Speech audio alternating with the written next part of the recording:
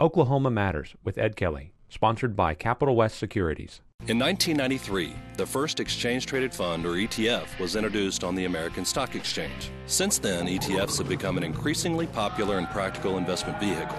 Contact Capital West Securities to learn more about ETFs and other investment options.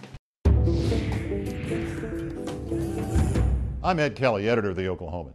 J.C. Watts has a pointed message for his fellow Republicans. Be civil is what the former Oklahoma congressman is telling members of his party. Don't speak ill of people who share much more in common with you than they do in differences, because what's happening with the Republican Party right now is costing them elections. What Watts said during a recent speech in Tulsa was underreported, meriting a short story inside the Tulsa World and not much more, if anything, elsewhere.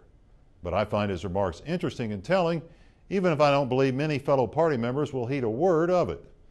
Put me in ethics jail if I don't slam Barack Obama, Watts said. Put me in ethics jail if I don't slam people who disagree with me.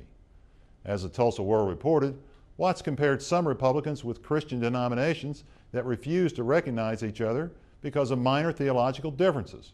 Republicans, he said, can be like Christians. They can eat their own. That, folks, is coming not only from a black Republican, but from a devout Baptist.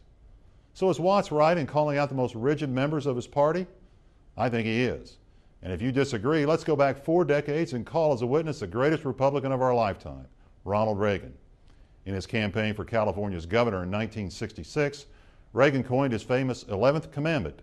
It went like this: "Thou shalt not speak ill of a fellow Republican." Reagan said it after bitter infighting within his party. I think Reagan did all right by it, don't you think? Look, Republicans are down in many places, but not out, and they're certainly not out in states like Oklahoma. 2010 could be a comeback year for them in many other places too. But Watts and Reagan are exactly right. Republicans stand a lot better chance if they'll concentrate their criticism on Democrats and liberals instead of their fellow political travelers.